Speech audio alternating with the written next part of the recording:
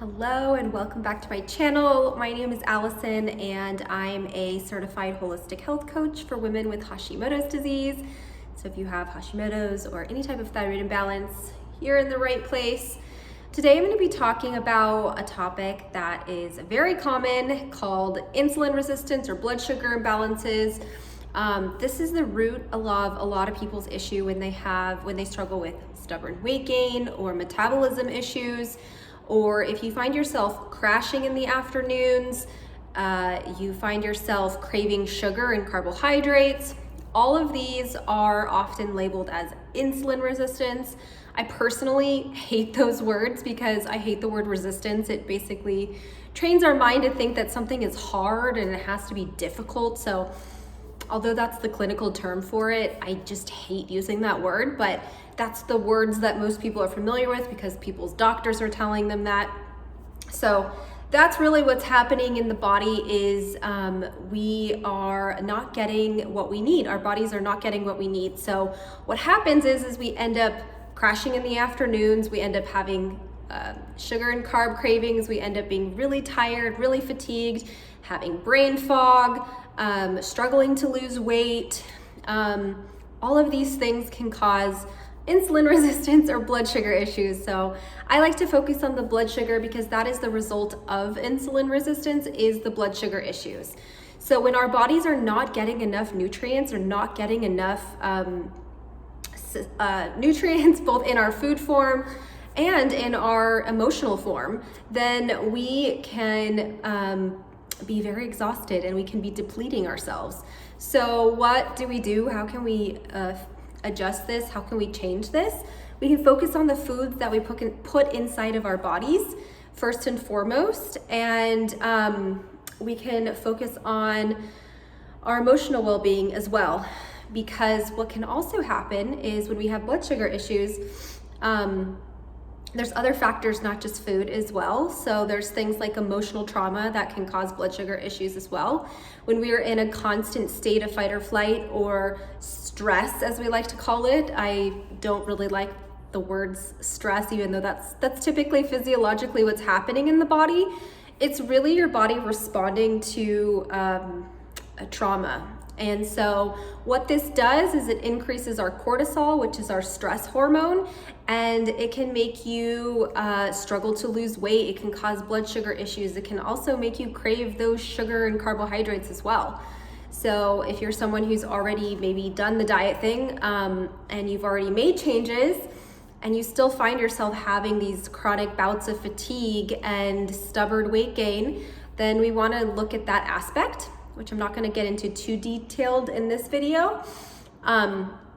But we want to look at the cortisol levels, right? Blood sugar issues can cause cortisol levels to be elevated as well. So when we're not getting adequate nutrients in our body, we're going to have anxiety. We can have irritability and feel really off emotionally too. So it's kind of like we have to balance the scale, right? So the first place to start is looking at our diet. It's the most tangible thing that you can immediately start working on. And if you haven't already or you don't already, making sure you're eating good quality animal protein, healthy fats, and a variety of fruits and vegetables.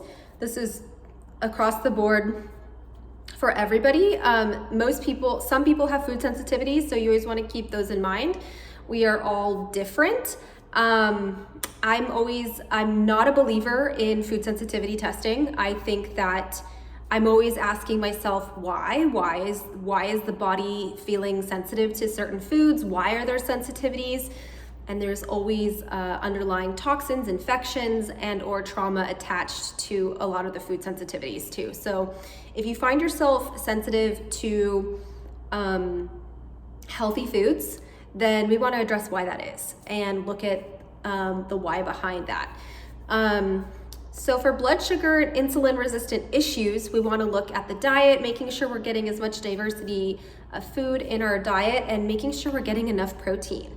It is so important, and I find so many women are not eating enough protein, and this is causing our hormones to crash, our blood sugar to crash, and we end up really tired and fatigued.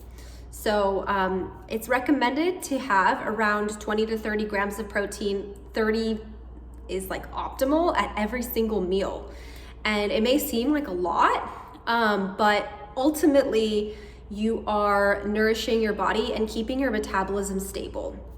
The number one thing I think I see women doing is especially at breakfast time, they're not getting enough protein. So we've been taught and conditioned in our society that cereal, sugary foods, or coffee is breakfast. And that's part of the issue, is that these are not breakfast foods. These are gonna cause blood sugar crashes, metabolism crashes, and all kinds of things to happen.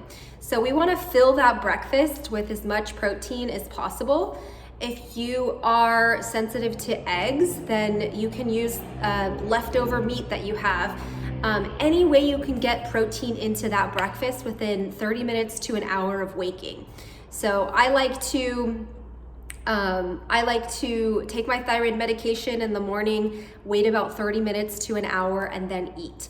It's usually recommended to eat around 30 minutes to an hour away from thyroid medication. So that's typically how I do it.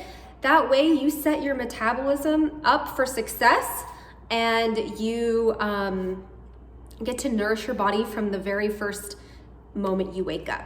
If you are drinking coffee as a meal replacement, basically this is gonna set you up for crashes later on in the day. And your metabolism is going to struggle to sustain itself.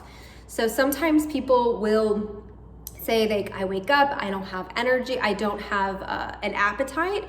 This is where your cortisol is the issue. And if you wake up and you don't have an appetite and you're relying on caffeine to keep you going, then I really want to focus on the nervous system first and foremost, because your nervous system isn't feeling safe in some aspect of our life. And so we actually can lose our appetite and things like that when we are we're just chronically stressed or our nervous system is dysregulated. But ideally we want to wake up, have a good protein meal. We want to have those protein meals throughout the day, and we want to keep our blood sugar stable. So really make sure we have that animal protein. I'm a big proponent for animal protein, and I just find so many women are just not getting enough of that. I do have a guide of what this looks like in practical everyday terms. It's my blood sugar, I have it in my blood sugar balancing guide. I'm gonna link it in this video. It is my inflammation bundle, and you can download that, and it will show you what that looks like. And I have recipes and things like that in there as well that can help you to make these changes, because oftentimes the hardest part is making these changes and knowing exactly what that looks like in our day-to-day life. And if you're still eating processed food and things like gluten, this can also destabilize our metabolism and our blood sugar. So people ask me all the time, do I have to be 100% gluten-free? And the answer is yes. This is not an 80-20 thing. Gluten is inflammatory, and it basically causes a whole cascade of inflammation in the body, including in the thyroid as well. So a lot of people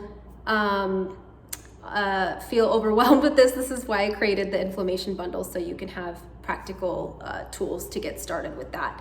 And there's a lot of marketing done out there for gluten-free stuff that's actually not healthy. So I want to set you all up for success with that.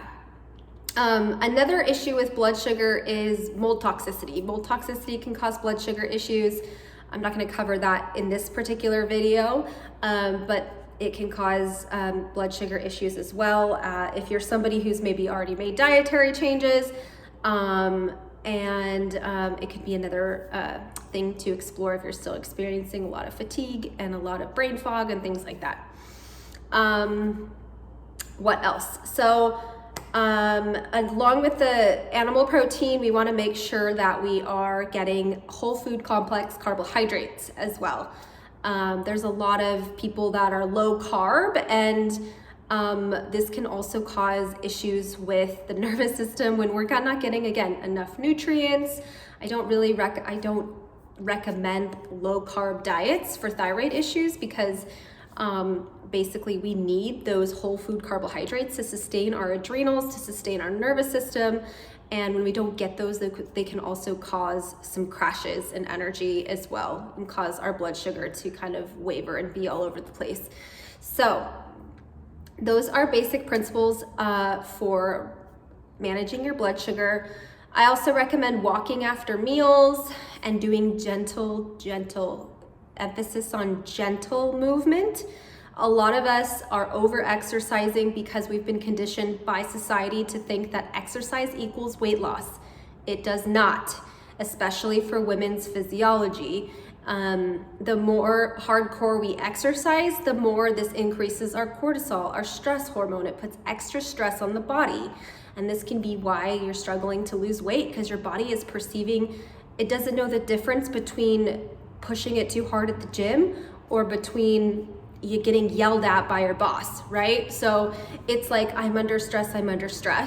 And so we really want to create that safety, and gentle movement can actually really help. Things like walking, stretching, yoga, these are all really great tools to start with your blood sugar, and release with insulin resistance as well, because it's just a pattern I see, and it's a trauma response too. We over exercise because it's conditioned in our society that that's how we lose weight, and that's just simply not true.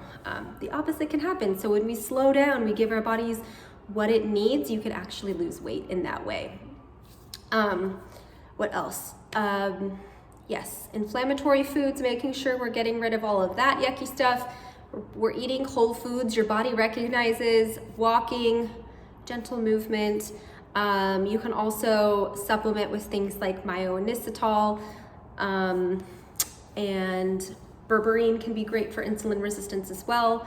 I have all of these linked in my inflammation bundle for 20% off if you want to dive into that. And this can be a really great place to start. So thank you for joining me today. If you'd like to get support, like I said, I do have my inflammation bundle, which I'll link in this video.